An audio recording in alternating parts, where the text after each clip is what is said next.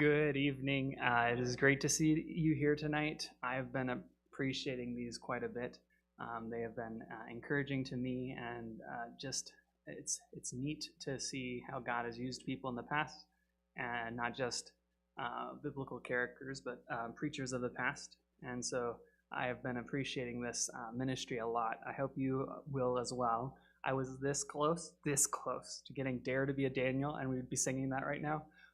But instead, we'll do stand up for Jesus. I think Daniel did that quite a bit. He did it when he was young. He did it when he was old. Let's sing that together. You can find it in your hymn, 730. And let's stand up together and sing. Stand up for Jesus. Stand up for Jesus, ye soldiers of the cross. Lift high his royal banner, it must not suffer loss. From victory unto victory, his army shall he lead, till every foe is vanquished, and Christ is Lord indeed. Stand up for Jesus, the trumpet call obey, for to the mighty conflict in this his glorious day. Ye that are men, thou serve him against unnumbered foes. Let courage rise with danger, and strength oppose. Stand up for Jesus, stand in his strength alone. To arm of flesh will fail you, ye dare not trust your own. Put on the gospel armor, each piece put on with prayer. Where duty call or danger, be never wanting there. Stand up for Jesus, the strife will not be long. This day the noise of battle, the next the victory song. To him who overcometh, a crown of life shall be. He with the King of glory shall reign eternally. Thank you for your singing. You may be seated. Tonight we'll be having Doug Whitley to present Daniel.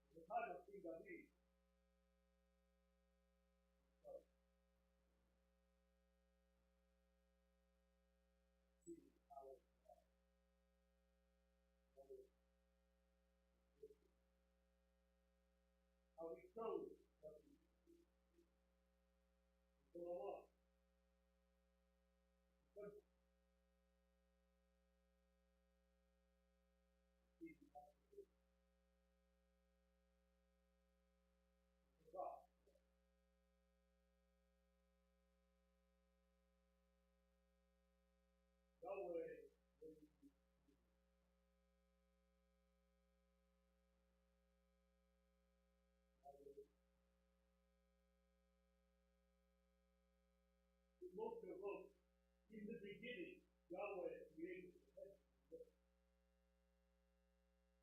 Yahweh has always been.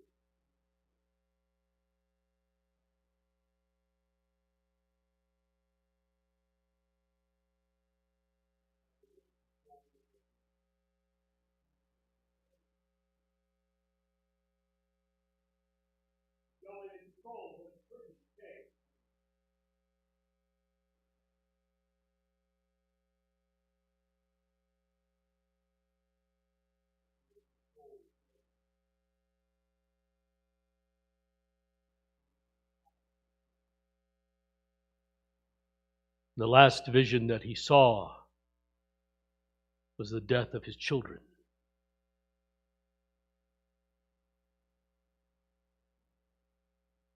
When Nebuchadnezzar came, he was a prince. He swept across the desert like the Sirocco wind. He surrounded Jerusalem. He took the city. He took us captive. He took thousands and thousands and thousands of our people.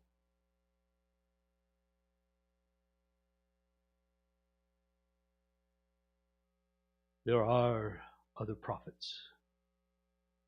Yahweh has never left his people without them.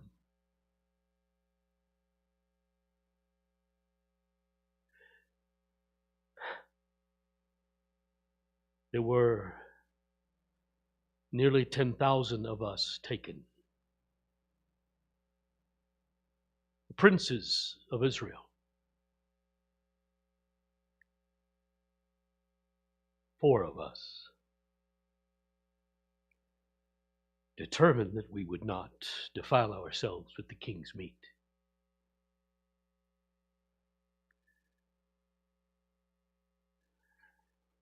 The leader of the king's household gave us names that were blasphemous. My name, Daniel, Yahweh, El is my judge, became Belteshazzar. My friend Hananiah, Mishael, Azariah were given their names.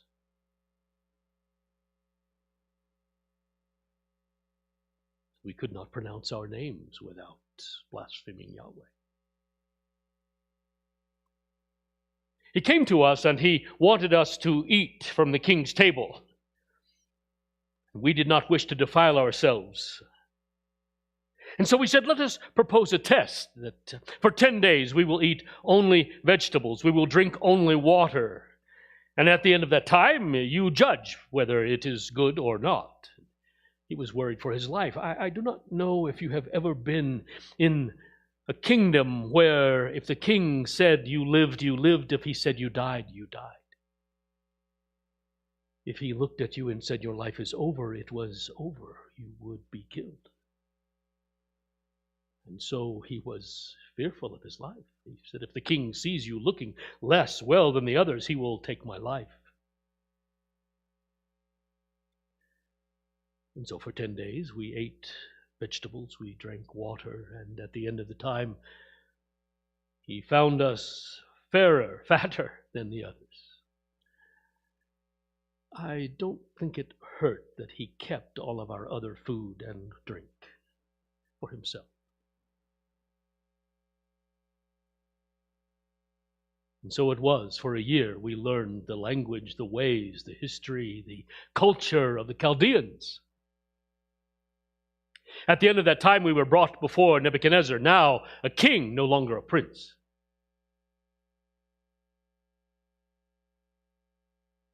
And Yahweh, in his sovereignty, out of the thousands that were brought, caused Nebuchadnezzar to choose us. He found us 10 times wiser than the others. And so I entered into his household. 4 Hebrew children. Daniel, Hananiah, Mishael, Azariah, Shadrach, Meshach, Abednego, as you know them perhaps.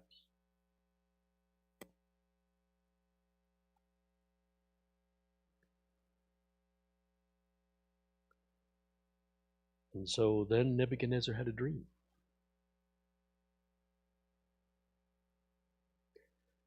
Nebuchadnezzar was a king. He was a ruler. He was a powerful man. And he called the Chaldeans in, the magicians, the seers. And he said to them, tell me the dream and give me its interpretation. And they said, O king, live forever. They were hoping it would be less long than that. O king, live forever. No man has ever asked such a thing of us. Only one who is under the guidance of the gods could tell you such a thing. Give us the dream. We will give you its meaning. The command from me is firm, he said. Tell me the dream and the meaning. And if you cannot, I will have you torn limb from limb. You would be attached to 4 powerful horses, arms, legs, and literally torn limb from limb. The Persians were not a very nice people.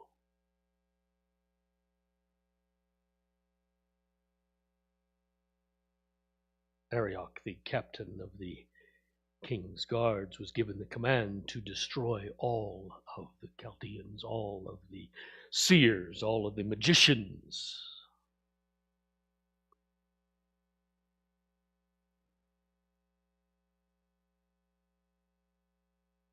And he came to us. We had no idea. We had not heard of the command from the king. We did not know what was going on. We were just 4 very young men.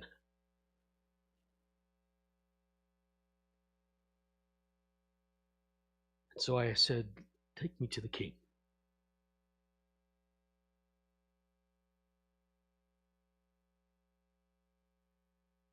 That in and of itself was unusual. He did not have to see me. He could have killed me.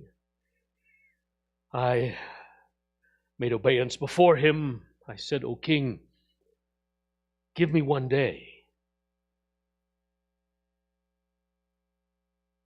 The others had said, at some time we will tell you, at some future date we will give you this dream and its interpretation. They were hoping the king would die. They were hoping someone would poison him. They were hoping someone would do away with him. It had happened many times before among them. And so I went back to my friends, and we got on our faces before Yahweh, and we asked for the dream and its meaning.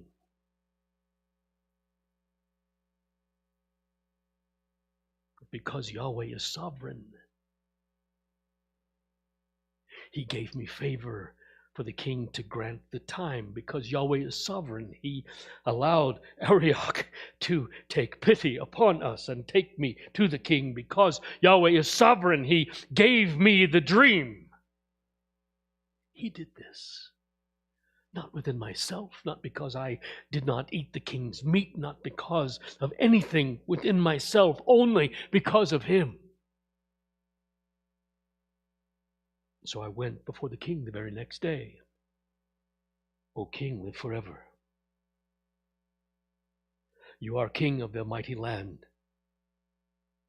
And upon your bed, your thoughts turn toward the future. And in your dream, there was a great statue with the head of gold, with shoulders of silver, belly and thighs of bronze, legs of iron and feet of iron mixed with clay. You could see the expression on Nebuchadnezzar's face. Yahweh had not failed me. Yahweh cannot fail us.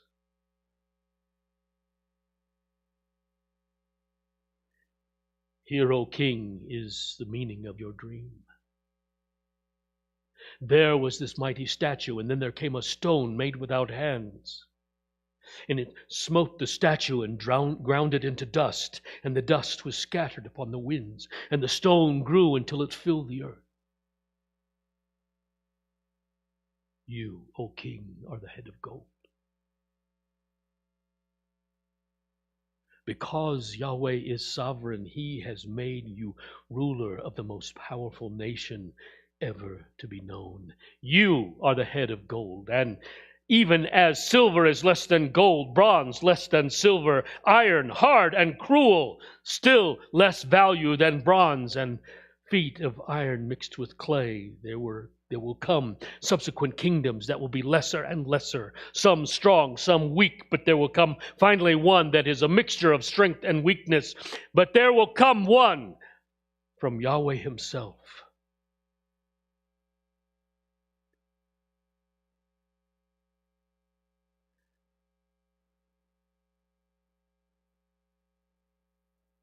Moshe had written of his coming. David had written of his coming. Our culture is based upon his coming, the Mashiach, the Messiah, the Lion of the tribe of Judah. It was foretold, it was predicted.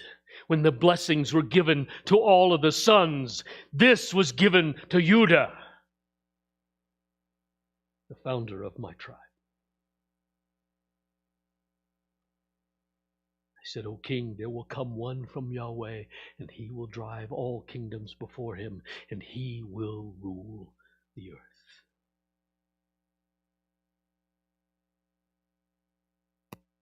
Nebuchadnezzar bowed before me.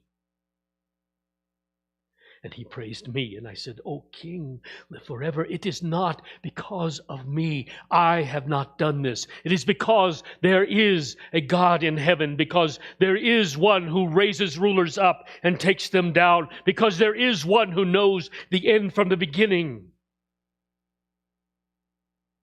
It is not me.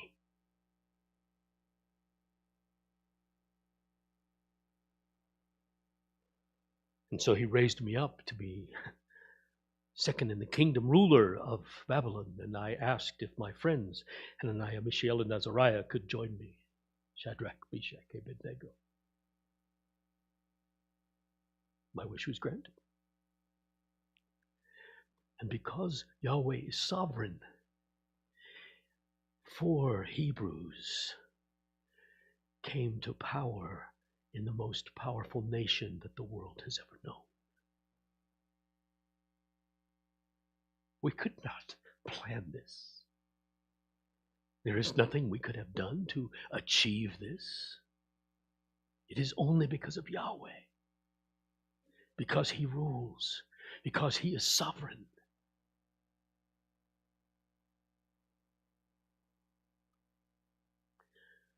Kings are proud men. And Nebuchadnezzar wanted to leave a symbol of his power. And so he had a great golden statue made, 90 feet high, 9 feet wide, built in the plain of Dura. You could see it.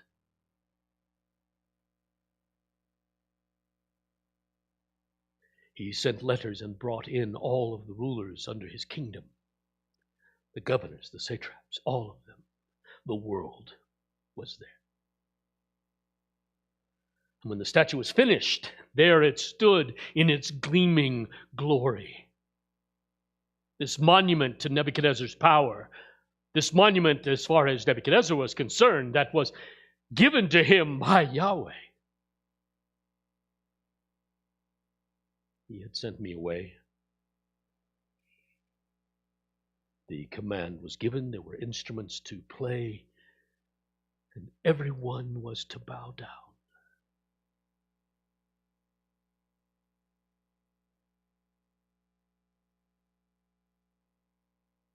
And the instruments played. And the world bowed down, except for 3.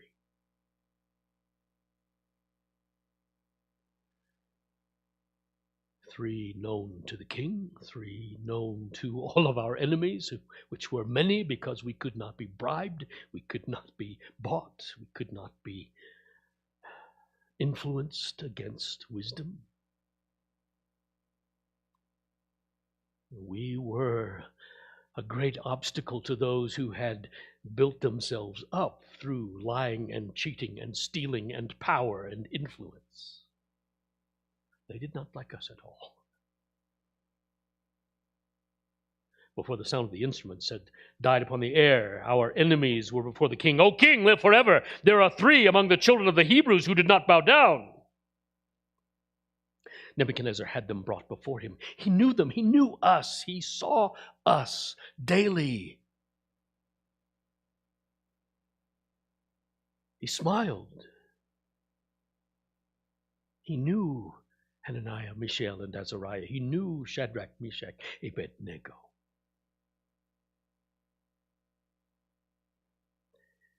Nebuchadnezzar was not the king of the second chance. Do you understand this? He had killed people for less. He had had people killed for nearly nothing. And he said, we will play the instruments again, and you will bow down.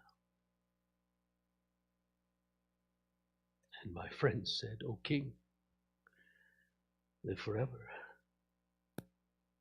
We will not bow down. And his countenance changed. No longer the smile, the anger, the hate, the pride, the power of the kingdom. Do you think your God will deliver you? And so they said, O king, we will not bow down. If he chooses, he can spare us. But if not, we will die. We will not bow down. Nebuchadnezzar was so angry. He gave command that the furnace that was to be the punishment for people not bowing be heated hotter and hotter, the very hottest that it could be.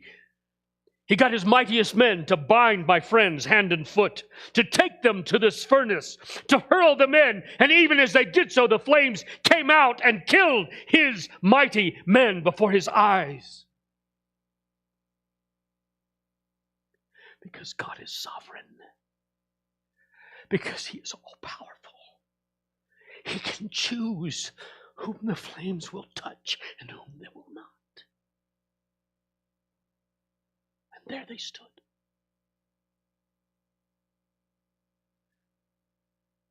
Nebuchadnezzar said, did we not throw 3 into the furnace? And yet I see 4, and the 4th is like a son of the gods.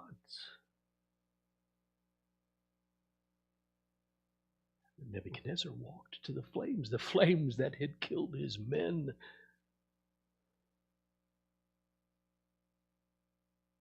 He looked at my friends. Come. He touched them, and they were not warm beyond the warmth of a human body. He could not smell smoke on their clothes.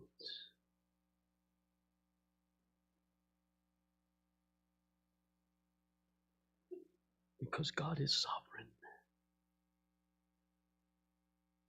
Nebuchadnezzar gave command that our God was to be respected.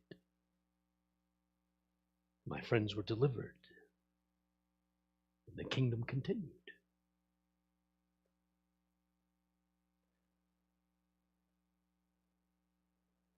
But then Nebuchadnezzar had another dream.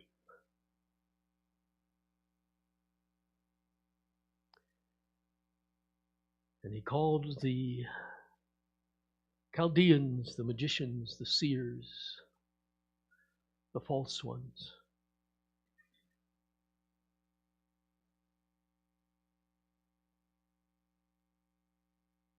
Tell me the dream. They could not. And finally, he called me.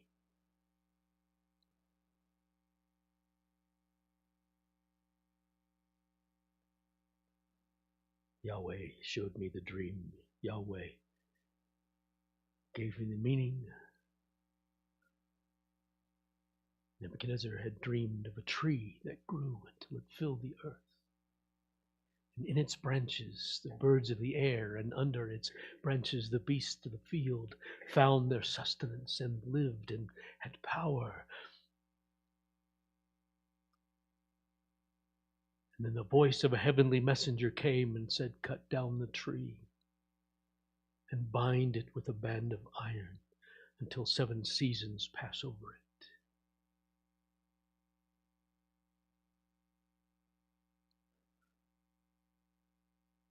The king was my friend, as much as kings are going to be friends.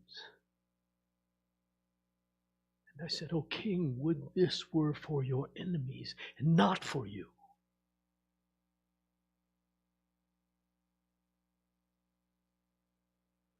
You are the tree, just as you were the head of gold. And the world comes to you for food and sustenance and protection.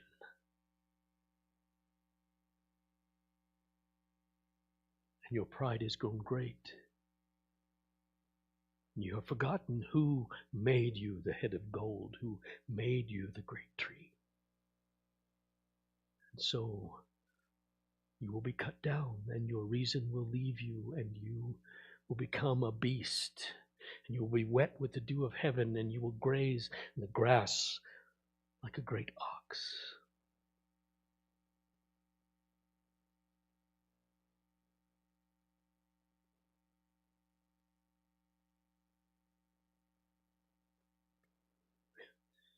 The king said, how can I avoid this? And I said, humble yourself before the mighty hand of Yahweh. And he did for a year. But Babylon was a beautiful city. Its gardens were the envy of the world. It was a jewel set amidst the sands of the desert. A river ran through it. Its walls were enormous. Chariots could drive across its walls around them. The gates were glorious, beautiful. There was nothing like it upon the earth. And he walked out on his balcony and he looked out over the city. And this creation that he saw as coming from himself filled him, and he said, is this not great Babylon which I have built?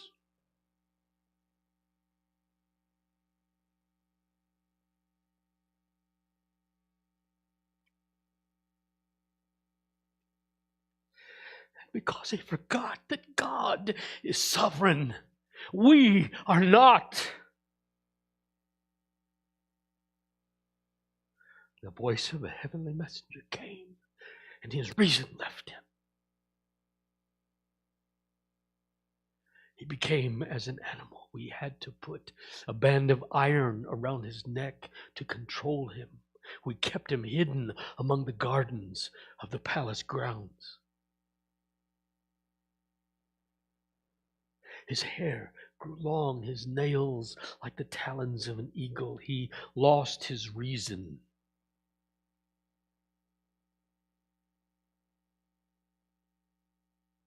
The queen came to us.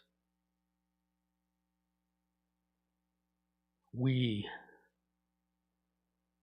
took over the kingdom.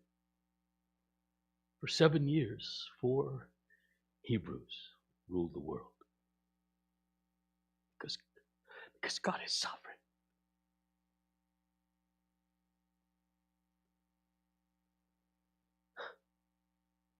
Seven years passed.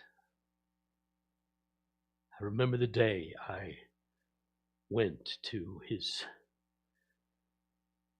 pasture where we were keeping him. He was seated there. His reason had returned.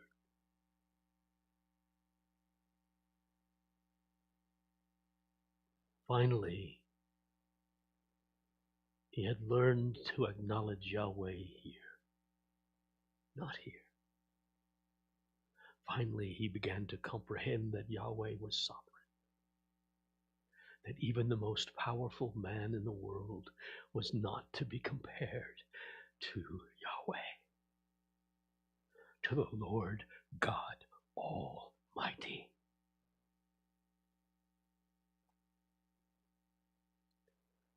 He had a paper written, translated into all of the languages of his kingdom and sent by messenger everywhere, telling this story and bringing honor and glory to Yahweh.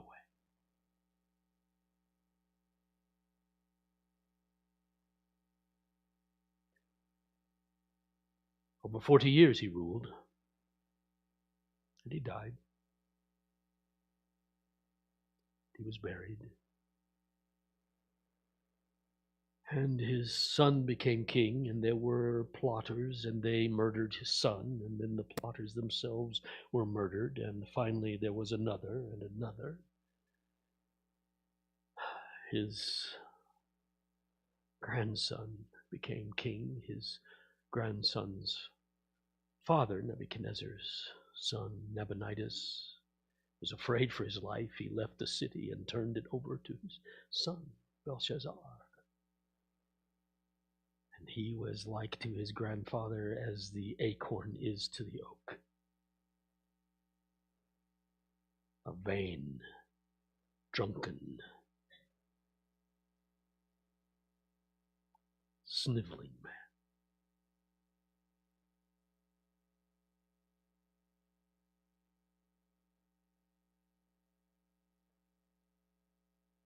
And the Medes and the Persians came.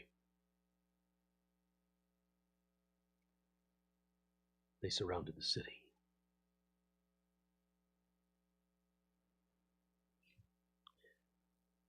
And so he declared a feast, so that all of his courtiers, all of his toadies, if you will, could eat when his people were starving.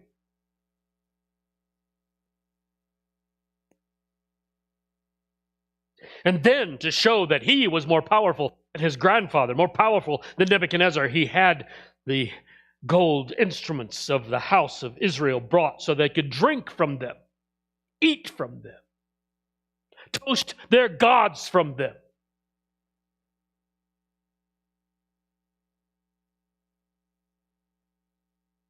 The things that Solomon had fashioned for the temple, that had been used in the worship of Yahweh.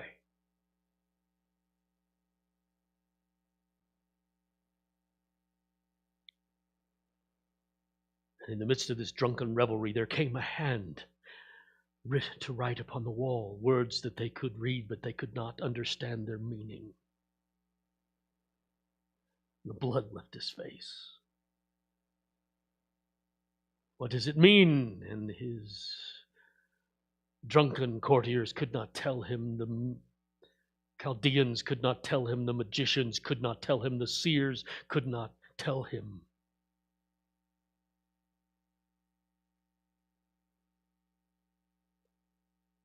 Nebuchadnezzar's daughter came in. She'd heard of the commotion. His mother. There is one among the people of your grandfather who could interpret dreams. Perhaps he can tell you this. He had promised great wealth. He had promised a cloak, a gold chain, power, influence.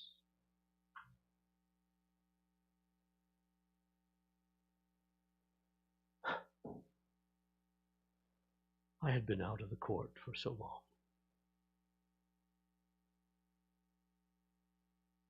I did not care for their palace intrigues.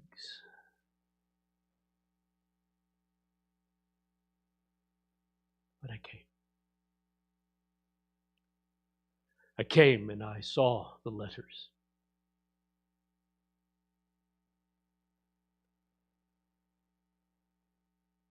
And I confess, when I read them and understood them, I was not as loath to tell him of the judgment of God as I was his grandfather.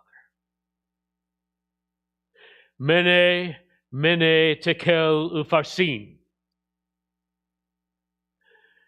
This night your kingdom has been weighed in the balances and has been found wanting, and it shall be given into the hands of the Medes and the Persians.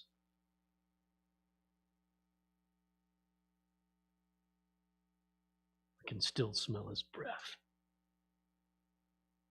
when he staggered to me and took the chain off his neck and put it around my throat.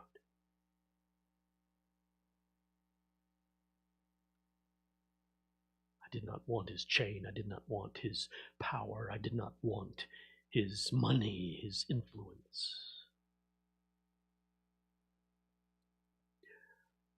But Yahweh is sovereign, and he will not be mocked. The Medes blocked up the river gates, and they came in and the riverbed, and they took the city, and Belshazzar was gone.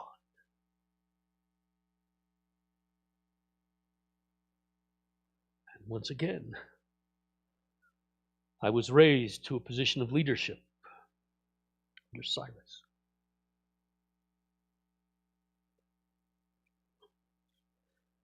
I was one of the 3 rulers of the kingdom, the city.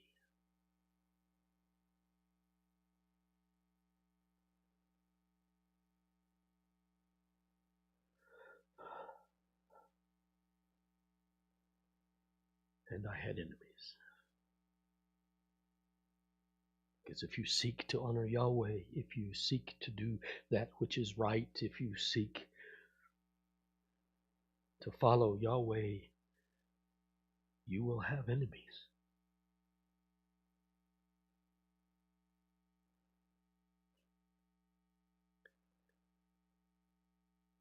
They went with flattering words to the king. O king, live forever. Let us make a law that no one can pray to any other gods except for you for a month.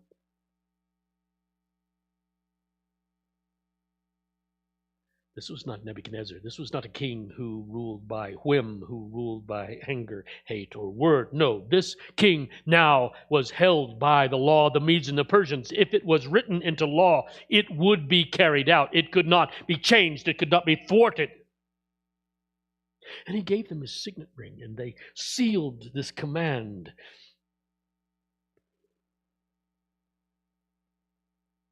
Three times a day, I would open my windows toward Jerusalem,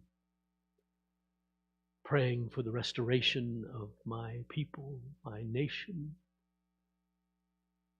praying for those who were left, who were the poorest of the poor, praying for those who were in the city.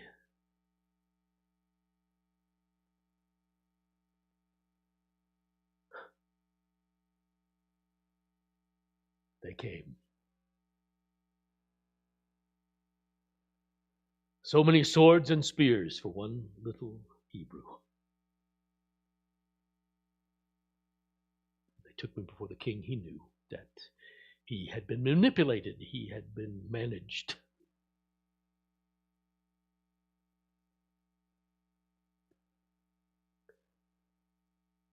I was to be thrown into the lion's den. It sounds so simple, doesn't it? Just thrown to the lions. They would starve the lions. They would bind you. They would lower you down like a child playing with a kitten in a piece of yarn and let the lions work their way up your body. It was not. It was not a pleasant death. The king came to me and he said, "Perhaps the God whom you serve will preserve you." I was tied and I was lowered, and the lions did not leap, they did not strike. The angels of Yahweh had shut their mouths because Yahweh is sovereign. My tormentors, tired of their sport, they dropped me in. Yahweh had calmed these giant beasts. He had closed their mouths. I wish he had done something about the smell. So many cats.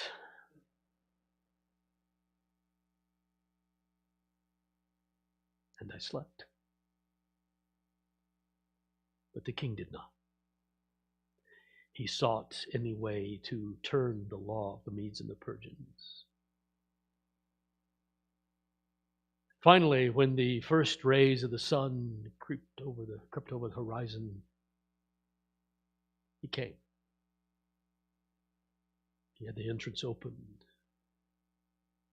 He called down into the darkness, Daniel, who has a God whom you serve preserved you. O king, live forever. The God whom I serve has preserved me. I was taken out of the den, and those who had plotted against me were cast in with their children, their wives.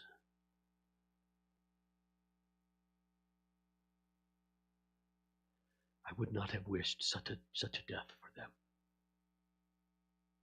I could not rejoice over the fall of my enemies. Truly, it has been written, the way of the transgressor is hard.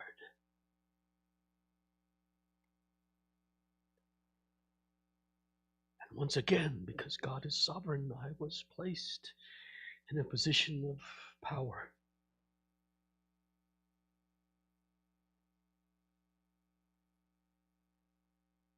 I saw the future.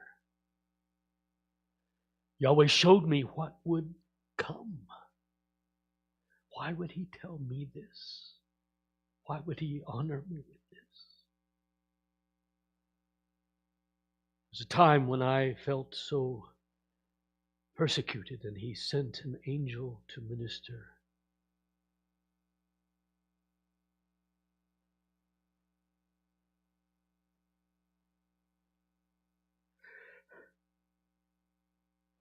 And he told me that God, that Yahweh, that Elohim, Yahweh Shammah, Yahweh Yireh, that God knows me and loves me, thinks of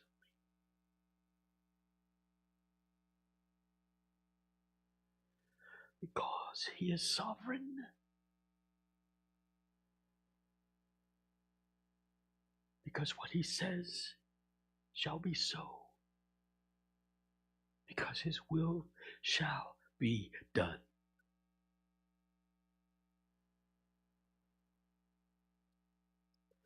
May Yahweh grant his blessing upon you and upon your house. Amen.